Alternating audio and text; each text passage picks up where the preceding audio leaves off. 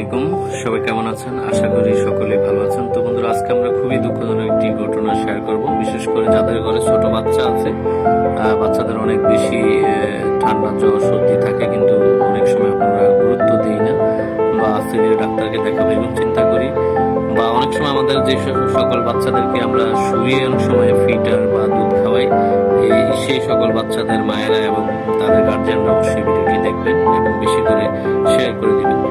তো বন্ধুরা, এই যে বাচ্চাটিকে দেখতে পাচ্ছেন এই মুহূর্তে আমাদের জাতীয় সদর হসপিটালের ইমার্জেন্সিতে, তো এখানে যে বাচ্চাটির মা, তাদের যে ঘটনাটি আমরা জানতে পেরেছি সেটি আসলে খুবই দুঃখজনক একটি ঘটনা। কারণ এই বাচ্চাটি আজকে 2-3 দিন ধরে অনেক জ্বর, ঠান্ডা এবং সর্দি কাশি ছিল।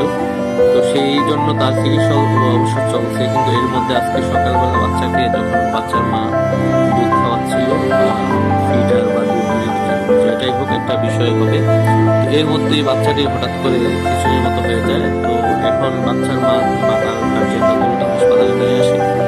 আনার পর আমাদের যে ডাক্তার সাহেব আছেন আমাদের ইমার্জেন্সি, তো উনি দেখে দ্রুত বাচ্চাটিকে ভালোভাবে দেখেন এবং দেখার পর ডাক্তার বলেন যে আসলে বাচ্চাটি আর এই কারণ বাচ্চাটি অলরেডি দুনিয়া ছেড়ে চলে গেছে। বাচ্চাটি এখন মূল বিষয় হচ্ছে আসলে কারণটি বাচ্চার মাই বলতে পারবে, এটা কি ঠান্ডা সর্দি জ্বরের থেকে কোনো খিঁচুনি হয়েছে কিনা, বা বাচ্চার বুকে বা গলায় তার যে ফিটার বা দুধ খাওয়াচ্ছিল সেটা আটকে গিয়েছিল কিনা, বা খিঁচুনি হয়েছিল কিনা, আসলে এই বিষয়টা তাদের গার্জিয়ানরাই বলতে পারবে। তবে আমরা যতটুকু জানতে পেরেছি ততটুকু আপনাদেরকে শেয়ার করলাম, যে আমরা আসলে তাদের যে সাথে মহিলারা এসেছিল তারা বলেছিল যে আসলে বাচ্চাটির এমনি তো অনেক জ্বর ছিল, আজকে কয়েকদিন চিকিৎসা চলছে, এর মধ্যে আবার বাচ্চাটির আজকে সকালে খাওয়াতে গিয়ে বাচ্চাটির হঠাৎ খিচুনির মতো হয়ে যায়। তো বাচ্চাটির মা আসলে এখন পুরো অবস্থা খারাপ, মায়ের কান্নায় পুরো রোল ওঠে এখানে।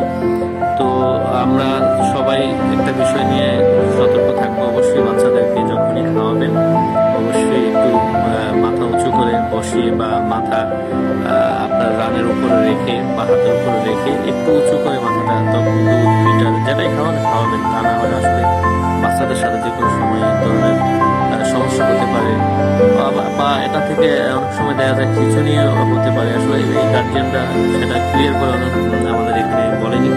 তারা বলেছিল যে জ্বর, ঠান্ডা, কাশ ছিল, কিন্তু আজকে সকালে এখন খাওয়াচ্ছিল, হঠাৎ করে বাচ্চাটি খিচুনির মতন খুব বেকাটেকা হয়ে যায় এবং মোরানিতে উঠে, তখনই তারা দ্রুত হাসপাতালে নিয়ে আসে। তো বন্ধুরা, বেশি করে শেয়ার করে দিবেন যেন সবাই বিষয় থেকে সতর্ক থাকবেন, সাবধান থাকবেন, যেন বাচ্চাদের যে কোনো সমস্যা দ্রুত হাসপাতালে নিয়ে আসা যায় এবং সতর্কতা